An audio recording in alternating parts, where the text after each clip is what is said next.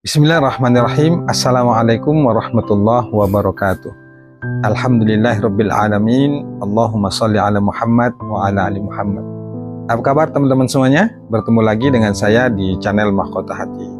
Seperti biasa ya, saya tetap berdoa kepada Allah Subhanahu wa taala buat teman-teman saat ini yang lagi punya hajat, punya impian, kemudian buat teman-teman saat ini yang lagi banyak masalah, banyak hutang, kemudian ingin hutangnya segera lunas, kemudian ingin doanya segera terkabul, ingin punya rumah, ingin punya mobil, ingin hajat apapun itu, saya berdoa kepada Allah Subhanahu wa taala semoga teman-teman semuanya diberikan impian itu, dikabulkan doanya. Insya Allah ketika kita benar-benar memohon kepada Allah dengan kesungguhan, kita berialdo, insya Allah hajat apapun tuh pasti dikabulin oleh Allah Subhanahu wa taala.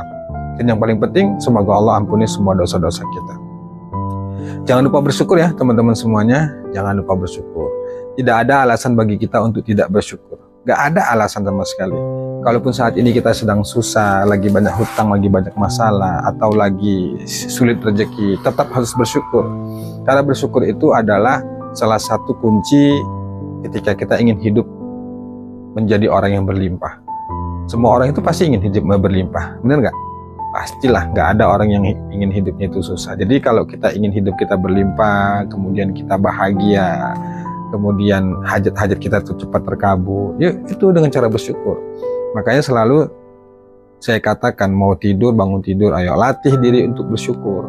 Alhamdulillah ya Allah, hidupku berkah. Alhamdulillah ya Allah, hutangku lunas. Katakan itu. Ciptakanlah pikiran-pikiran negatif, ciptakanlah pikiran-pikiran positif, suasana-suasana positif yang ada dalam diri kita. Bangun energi positif dalam diri kita sehingga itu bisa berdampak positif bagi kehidupan kita di masa yang akan datang. Kalau teman-teman saat ini memang lagi susah, harus bersyukur. Katakan, Alhamdulillah ya Allah, hidupku berkah. Alhamdulillah ya Allah, hidupku berlimpah. Alhamdulillah ya Allah, aku sehat, aku kaya. Alhamdulillah ya Allah. Pokoknya apapun yang menjadi keinginan teman-teman semuanya itu banyak bersyukur. Udah deh, perkara nanti bagaimana itu biarkan Allah. Tugas kita itu terus bersyukur. Kita masih bisa melihat, masih bisa bernapas, masih bisa berkumpul dengan keluarga. Itu juga rezeki, itu juga nikmat yang harus kita syukuri, yang itu tidak ternilai. Maksudnya, kalaupun saat ini kita lagi banyak hutang, banyak masalah, ayo gak ada alasan untuk tidak bersyukur. Harus bersyukur.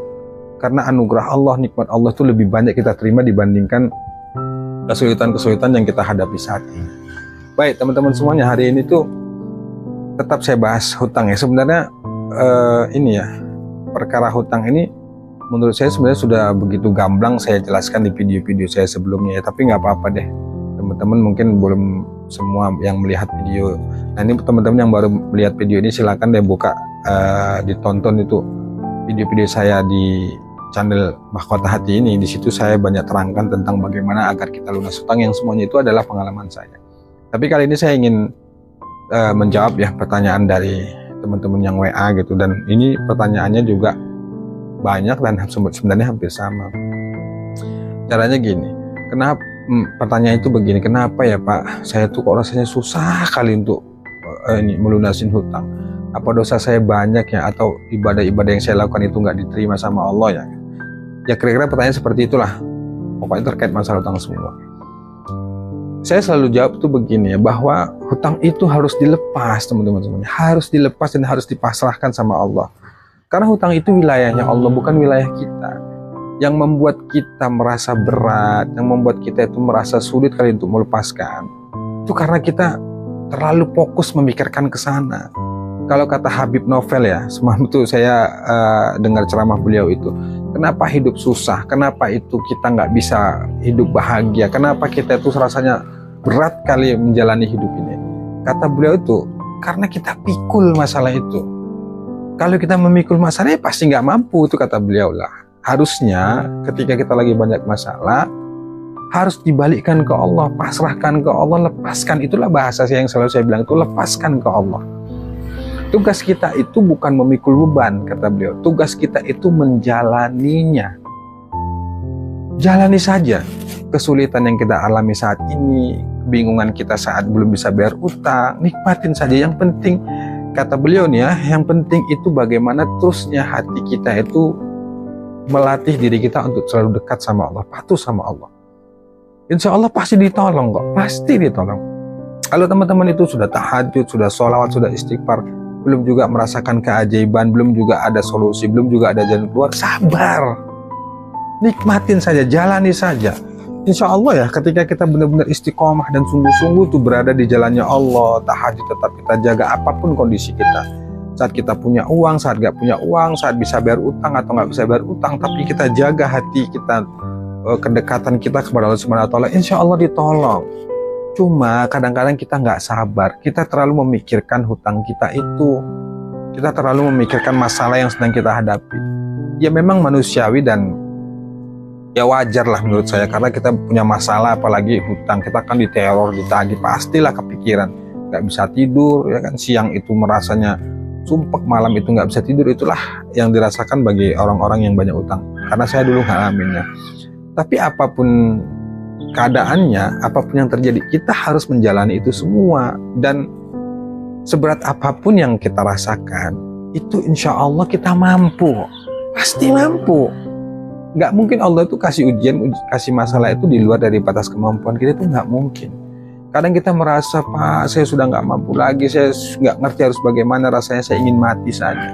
Itu karena kita nggak benar-benar nyandarkan diri kita ke Allah.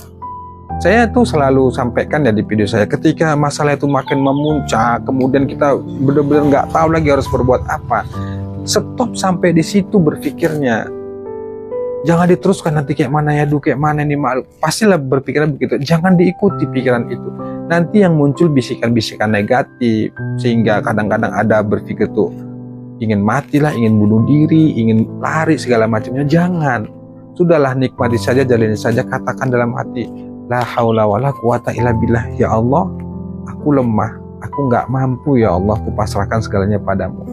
Cukup sampai di situ saja. Sudah, setelah itu jalanin hidup itu, jalanin, nikmatin yang sedang terjadi itu.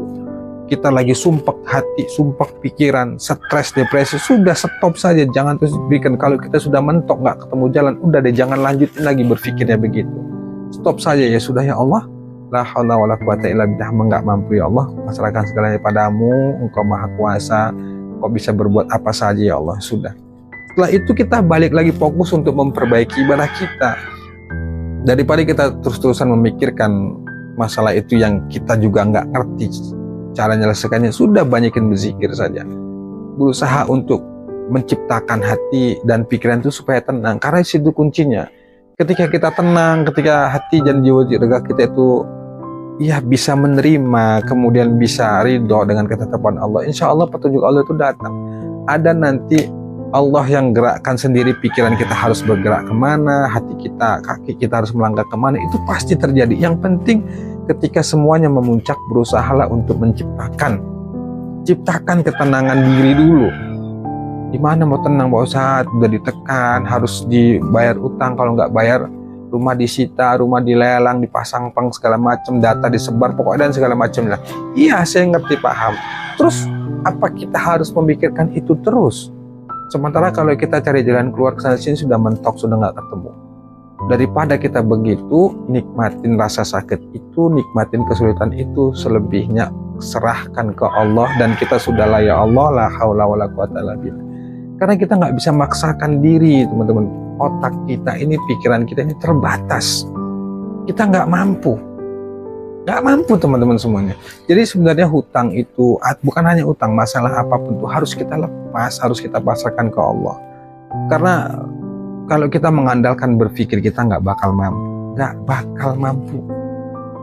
Pasrahin aja deh sama Allah. Ya, semampu kita lepaskan itu, kemudian semaksimal mungkin kita banyak berzikir ke Allah. Istighfar kah, sholawat kah, astagfirullah, atau la haula wala quwata illa billah, ucapkan itu zikir itu. Karena kalau kita terus memikirkannya itu terus, harus gimana nih, harus gimana, bingung, kita akhirnya stres sendiri, bingung sendiri, gak ketemu itu jalan keluar. Kemudian keajaiban, pertolongan Allah itu wilayahnya Allah, bukan wilayah kita. Tugas kita sudah menjalani, menikmatin, berusaha untuk menerima, sabar, ridho, ikhlas, lebihnya itu urusan Allah. Kalaupun kita ditagih nggak punya uang, ya sudah katakan saja sejujurnya. Terus kita mau gimana lagi kalau nggak begitu? Kita dimaki, kita dihina, kita diancam, rumah dilelang, kemudian disita segala macamnya. Terus kita mau berbuat apa? Toh semuanya itu bukan milik kita. Rumah yang kita tempati juga sejatinya bukan milik kita, miliknya Allah. Semuanya milik Allah.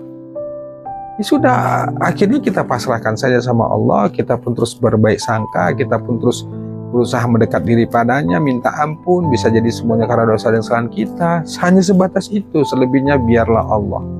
Itu teman-teman semua. Jadi saran saya, apapun masalah, atau masalah bukan hanya utang deh, masalah apapun yang sedang kita hadapin itu memang ya jalan satu-satunya adalah harus kita lepaskan, kita pasrahkan ke Allah. Dengan begitu insya Allah Allah membimbing kita, menuntun kita untuk bisa menyelesaikan masalah itu. Yang penting terus latih, bangun kedekatan diri kita kepada Allah Subhanahu wa taala, perbaiki ibadah, perbaiki diri, perbaiki pikiran, semuanya harus kita perbaiki.